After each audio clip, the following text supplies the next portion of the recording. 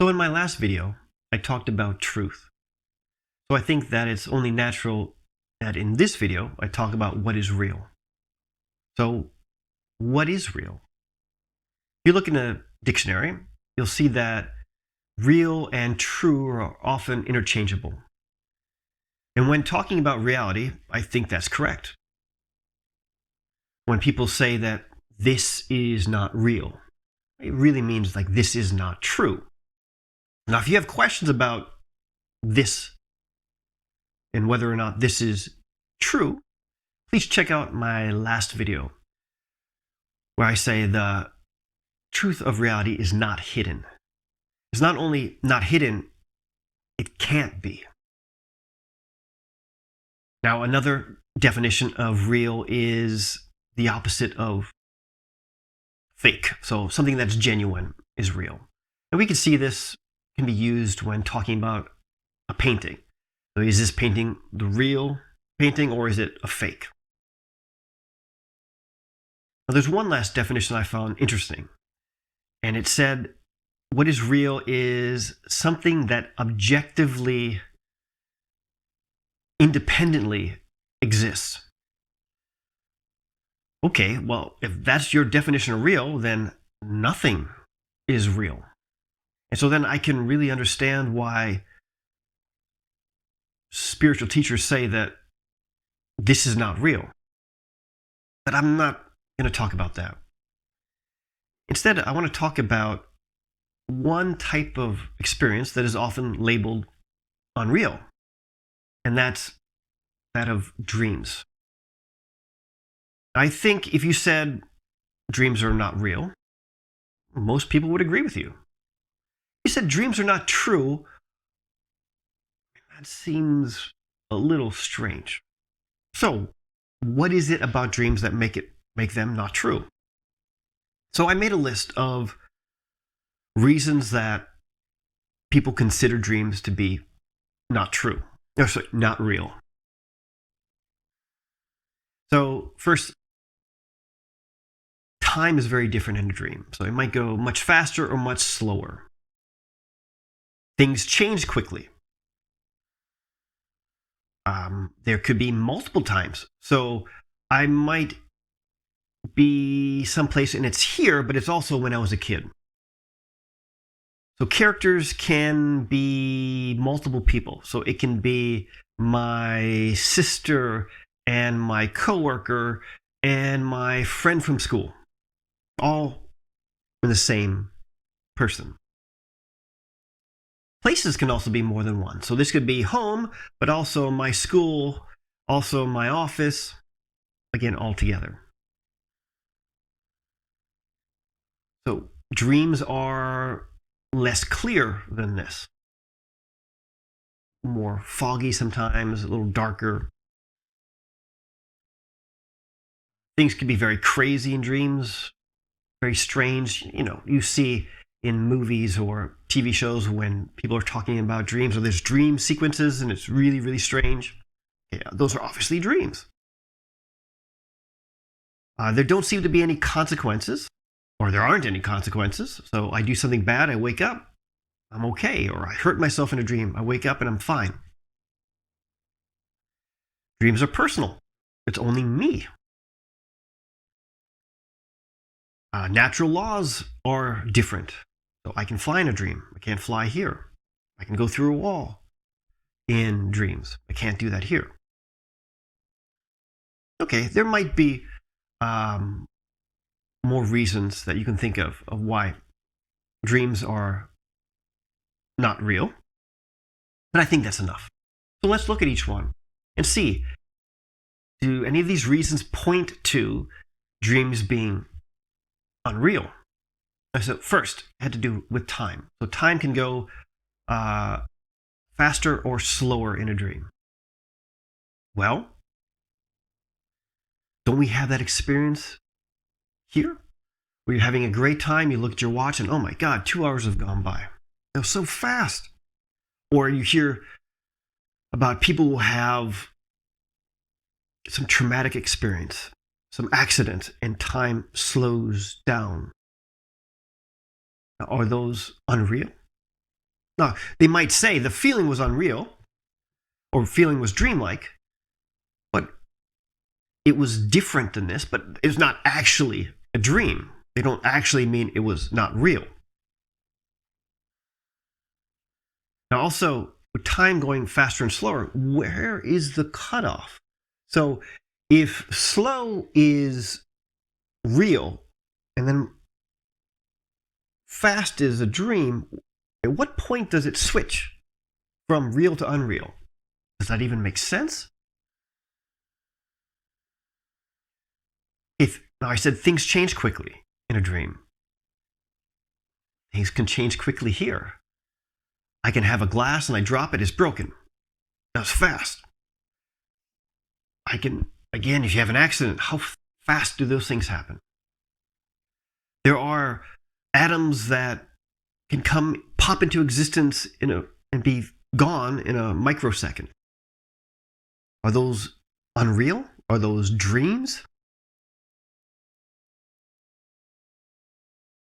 Now, also, I said that there can be experiences of multiple times. So here and before. Now, I want to come back to that one a little bit later and go to characters. So a character can be or a person in a dream can be multiple people. Do we have any experiences of that? All you have to do is think about an actor, where an actor is the person, and they're also the character in the movie, and they're also the characters that they played before. So if we watch a movie and there's Harrison Ford, well, who is that? Well, that's Harrison Ford, but it's also the characters he's playing in the movie, but it's also Indiana Jones, Han Solo, Dr. Richard Kimball, all together. Also, we do this ourselves. We have multiple characters. We might have a character of when we're with our friends. That's the casual person. We have our work character. We have our family character. Does that make that a dream? Does that make that unreal? Now also, we can have multiple locations. So I can be here and there. I can be here and at my school when I was a kid. Again, do we have experiences of that? Well, we have those experiences when we are really into a story, a book or a movie, where we're in that experience, that location of the movie, that location in the book. We're there, but we're also here. And would we say that's dream? We might say dreamlike, but here we're saying it as a positive thing, a good feeling, not a feeling of unreality. Now, all of these, having a person be multiple people, space being multiple places, and I said time being multiple times. We can see this also with nostalgic experiences. Now, I'm really interested in strong nostalgic experiences. Now, I've noticed this more as I've gotten older or where I am at in my life, where it's usually, or always, or almost always, by a strong smell will trigger it. And I'll have this strong feeling, a very, very pleasant feeling. I've noticed this riding my bike, and I'll go by a Italian restaurant or ramen restaurant, and they're frying garlic. And that smell hits me. And it reminds me of when I was a kid and at my grandparents' house, and my grandmother is frying garlic for pasta sauce. Now, when I had these experiences, I thought, okay, why do they feel so good? What's happening? And I came up with a theory that, okay, perhaps they're kind of messing with my sense of time and location, and I'm actually experiencing a timelessness and locationlessness. Now, if that's a word. And so I wanted to test it. So I just kept that in my mind. And so next time I would see what happens. So I had a very strong nostalgic experience where I had multiple smells from a same memory. And so it was wintertime, so I smelled a fire burning. And I also, for some reason, smelled what smelled like incense from church at Christmas time when I was a kid. I had those two smells together. And the feeling was amazing. I mean, I had to stop my bike. And I was aware enough to notice that, yes, there was a feeling of time went away, location went away. It was timeless and locationlessness.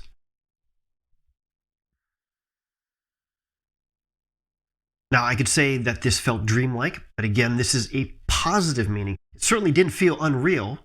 It felt more real.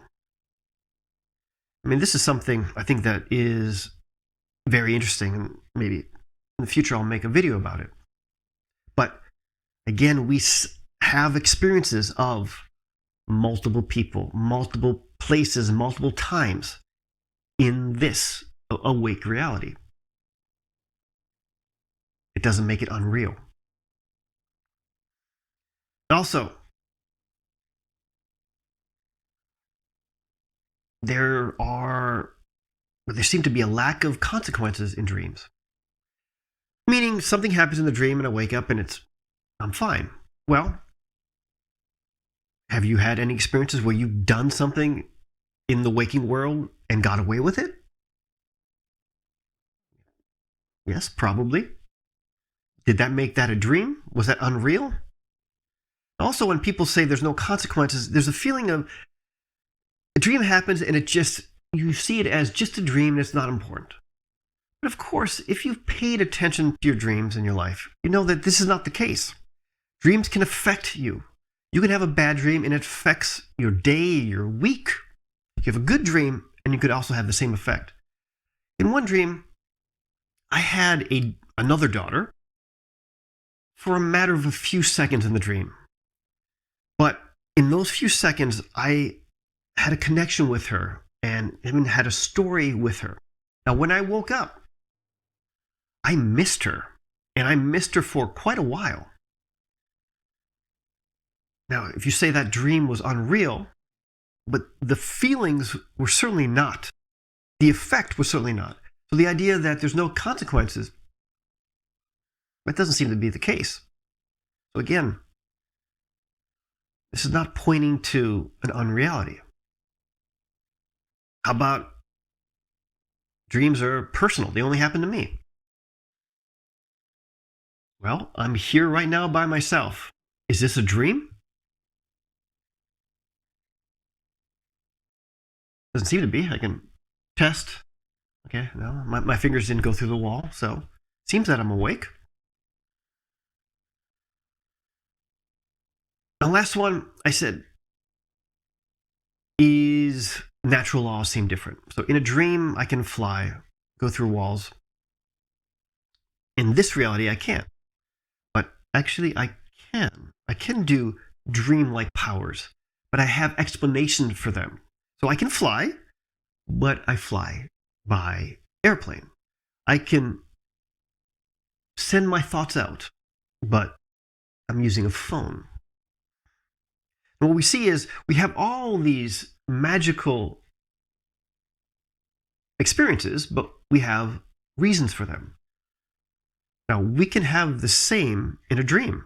So I can be in a dream and be flying, and someone explain why I'm flying, and it will make sense in the dream. But now, we say from the waking reality, oh, that's not true. And that's where you see another problem, is you have these two experiences, and you have waking reality judging and saying, okay, I am real. So that means everything that's different from you is not real. But I could do the same thing from a dream. I could be in a dream and explain why reality is not true, and it would be just as true. And so, those are all the reasons that I could think of what people would say that dreams are unreal. None of these point to an unreality. Now, even if you put them together, that doesn't make any difference. So if one of them doesn't show unreality, two of them doesn't show unreality, but you go to three, okay, it's now unreal. Again, is there a cutoff? How does that work? Switching from unreality to reality. It doesn't. Okay, so then what? What does this mean? What can you do with this information? Well, this can affect your awake reality. It might soften your view on reality, which would be a good thing, as long as you don't soften it too much. It might change how you view dreams, become more serious. Maybe you used to do things in dreams that were quite bad, but now you feel maybe you shouldn't. Well, I think that the biggest benefit that we can get from this is that we can see how dreams can teach us about reality. So, what do dreams say about the power of thought? What do dreams say about how malleable reality is? What do dreams say about what the self is? Now, there are so many things that I've learned from dreams, and there are many things that I could talk about with dreams, but I think I'll have to save that for another time in another video. So I hope you enjoyed this video, and until next time.